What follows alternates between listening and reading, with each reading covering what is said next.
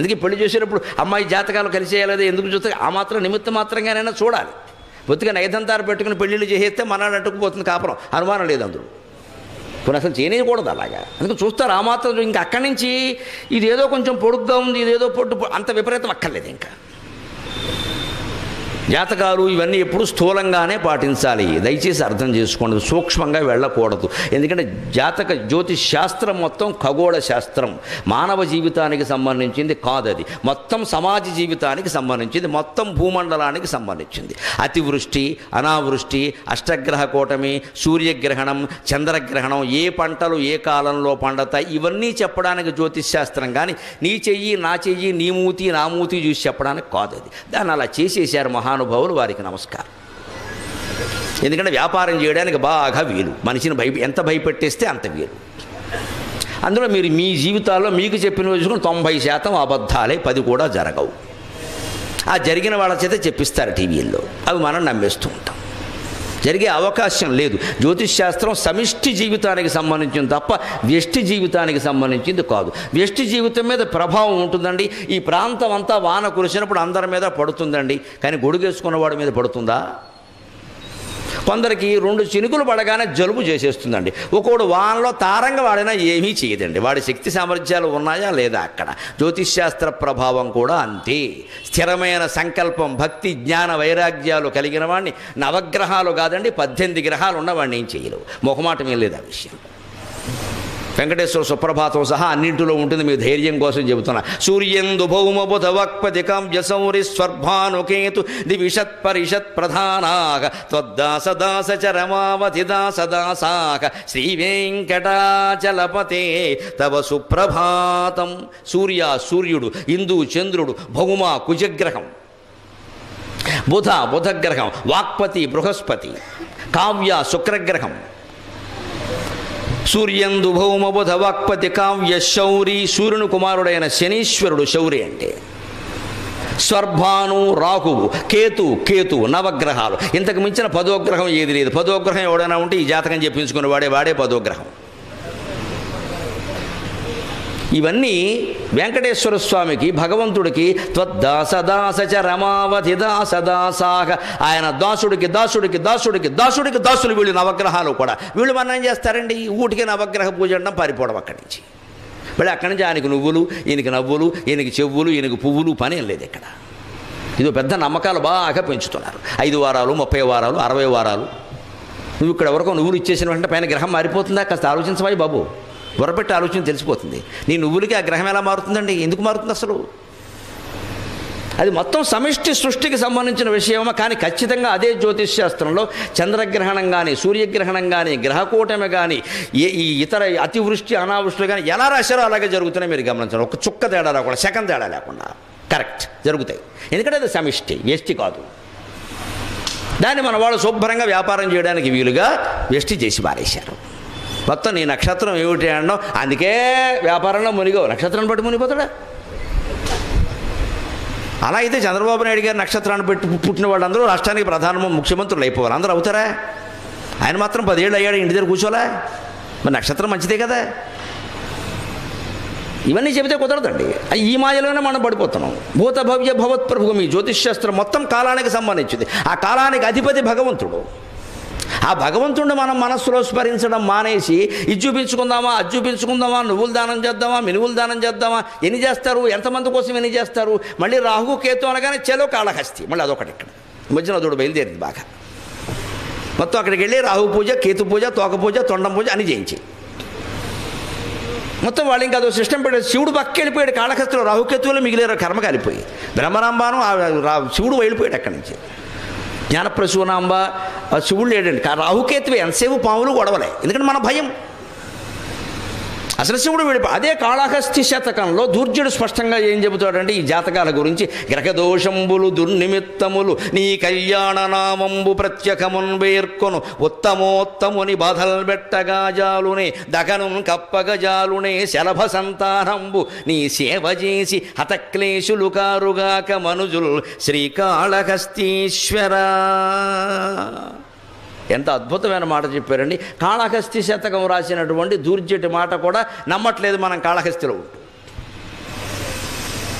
గ్రహదోషాలు, దుర్నిమిత్తాలు, దుశ్శకునాలు ఇవన్నీ మామూలు వాళ్ళని ఏమైనా చేస్తాయేమో నాకు తెలియదు కానీ నీ కళ్యాణ నామంబు ప్రత్యేకమున్ పేర్కొను ఉత్తమోత్తముని బాధలు పెట్టగా జాలునే.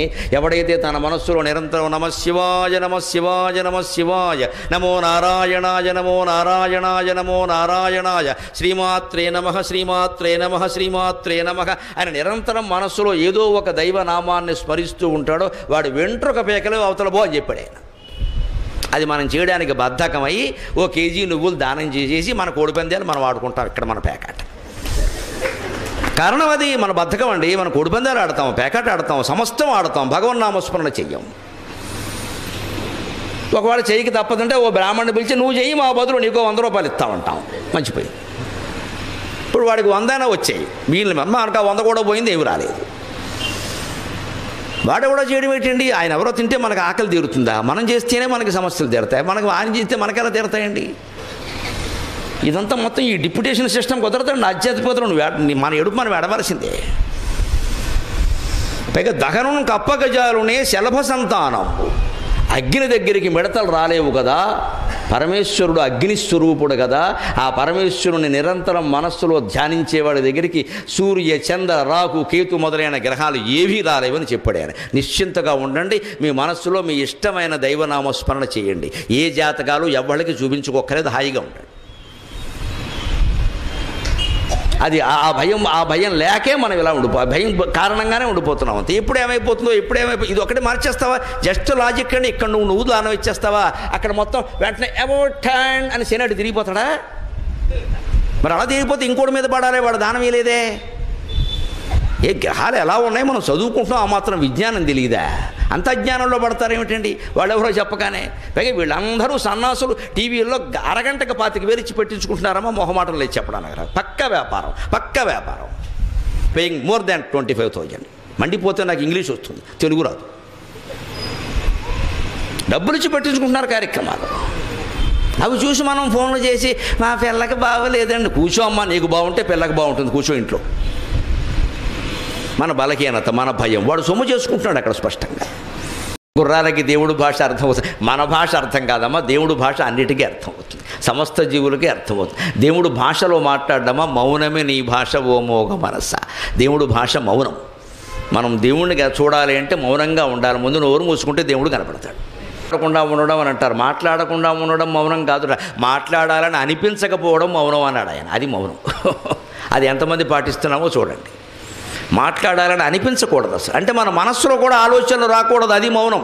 దాన్ని కాష్ఠ మౌనం అంటారు. కాష్ఠం అంటే కట్టెకి మనస్సు ఉంటుందా, దానికి ఆలోచనలు ఉంటాయా? అటువంటి కాష్ఠ మౌనంలోకి వెడితే కానీ భగవతత్వం తెలియదని యోగ వాసిష్టంలో స్పష్టంగా చెబుతారు. కాష్ఠ మౌనం అంటారు దాన్ని, దారు మౌనం అంటారు దాన్ని. రమణ మహర్షి చెబుతాడు, మాట్లాడకపోవడం కాదయ్యా, కొందరికి మాట్లాడాలని ఉంటుంది, అవకాశం లేక మాట్లాడరు.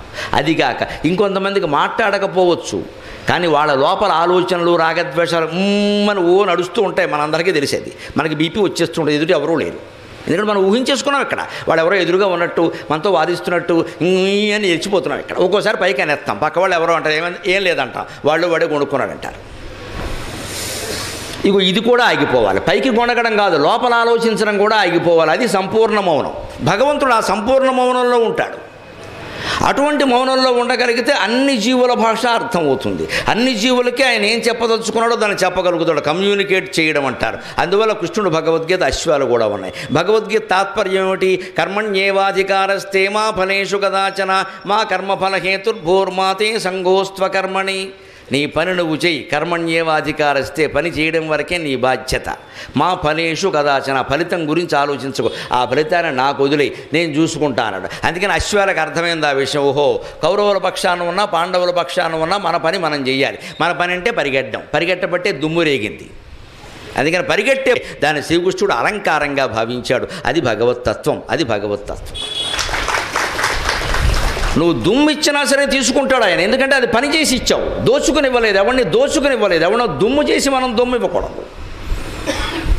దొంగ వ్యాపారాలు చేసి, స్మగ్లింగ్లు చేసి, బ్లాక్ మార్కెటింగ్ చేసి, ఓట్లు కొనేసి మనం అన్ని దుమ్ము కొట్టుకుపోయే పనులు చేస్తాం. దేవుడికి మాత్రం గజమాల, 60 గజాల మాల వేసేస్తాం మనం.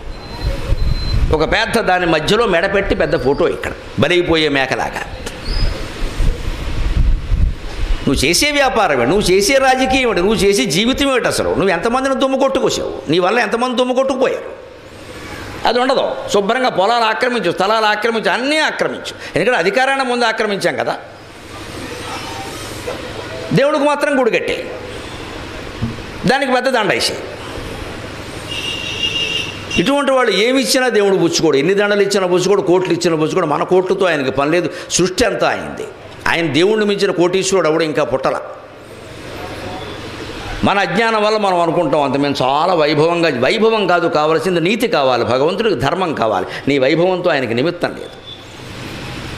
జీవితంలో నీతిగా ఉన్నామా, ఎవరిని దోచుకోకుండా బతికామా, వాడెవడో దుమ్ము కొట్టుకుపోతే దాని మీద మనం సంపాదించిన దొంగ వ్యాపారాలు చేసేసి, కల్తీలు కూడా చేసేసి, దాంట్లో ఇది దీంట్లో అది అన్నీ కలిపేసి, పైగా ఈ వ్యాపారం అంటే నేను వినాయక చవితి నాడే ప్రారంభించానండి, అందుకే కలిసి వచ్చింది. కల్తీ కూడా వినాయక చవితి నాడే ప్రారంభించావా?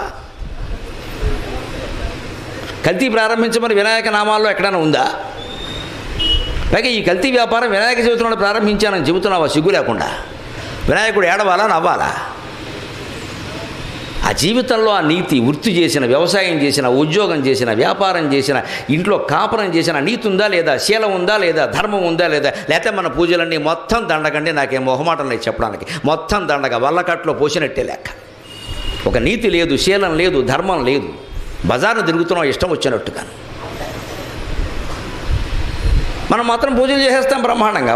ఊళ్ళో ముత్తైదువులు అందరినీ పిలిచేస్తాం. ఇక్కడ ఎంతమంది ముత్తైదువులు పిలిస్తావమ్మా? నువ్వు నీతిగా ఉన్నావు లేదు, నువ్వు ఆలోచించుకో, ఉంటేనే పూజ ఫలిస్తుంది, లేదా ఫలించదు. ఆడదైనా అంతే, మొగాడైనా అంతే. ఏం మొహమాట పడను నేను చెప్పడానికి. సమాజంలో ఆ పరివర్తన వచ్చి తీరాల్సిందే. మనం ఉండడం ఎవడో చెప్పడానికి వీల్లేదు మనకి. మా ఇష్టం వచ్చినట్టు ఉంటాం, మీరెవరు చెప్పడానికి? అందుకే దేవుడు కూడా వాడు ఇష్టం వచ్చినట్టు వాడు ఉంటాడు. జీవుడికి ఎంత స్వేచ్ఛ ఉంటుంది, దేవుడికి ఎంత స్వేచ్ఛ ఉంటుంది. కానీ గుర్రాలను ఎందుకు దేవుడు, గుర్రాల గీతల నుంచి వచ్చిన దుమ్ముని దేవుడు నుదుటి మీద ఆభరణంగా ఎందుకు ధరించాడు అంటే, అవి అమాయక జీవులు, వాటి కళ్ళకి గంతలు కట్టారు, ఇలా నడుపుతున్నారు. అది పరిగెట్టడం తప్ప దానికి ఇంకోటి ఏం తెలియదు. దుర్యోధనుడు గుర్రమైనా, అర్జునుడు గుర్రమైనా పరిగెట్టడమే తెలుసు. ఎవరు ఓడారు, ఎవరు నెగ్గారు అన్న దాంతో దానికి నిమిత్తం లేదు. అందుకని వాటి పని అవి చేసాయి. నేను భగవద్గీతలో చెప్పిన ప్రకారం పని అవి చేసినప్పుడు, ఫలితాన్ని నాకు ఇచ్చినప్పుడు నేను స్వీకరించాలి కదా. బంగారం ఇస్తే స్వీకరించినట్టే దుమ్ము కూడా స్వీకరిస్తున్నా అని ఆ చెమటని ఆనందంగా భరించినట్టే, ముంగురులను ఆనందంగా భరించినట్టే దుమ్మును కూడా భరించాడు ఆయన. అందుకని నిజాయితీగా పనిచేసేవి, కష్టపడి పనిచేసేవి. ఇంత గడ్డి పెట్టారు వాటికి, గుర్రాలకి ఏదో గుగ్గిళ్ళు పెడతారు, అంతకంటే ఉంది. వాటికి ఏమి ఇంక్రిమెంట్లు ఇవ్వరు కదా, పింఛన పథకాలు లేవుగా, గుర్రం పింఛన పథకం అని. వాటికి పెట్టేది ఏదో పెట్టారు, అది కాస్త గడ్డి పెట్టినందుకు, గుగ్గిళ్ళు పెట్టినందుకు అది ఎంతో కష్టపడి పనిచేసింది. మరి మనం జీతాలు తీసుకుని మనం ఎంత కష్టపడి పనిచేస్తున్నాము? ఇంకా జీతం కంటే వేరే ఎందుకు ఆలోచిస్తున్నాము?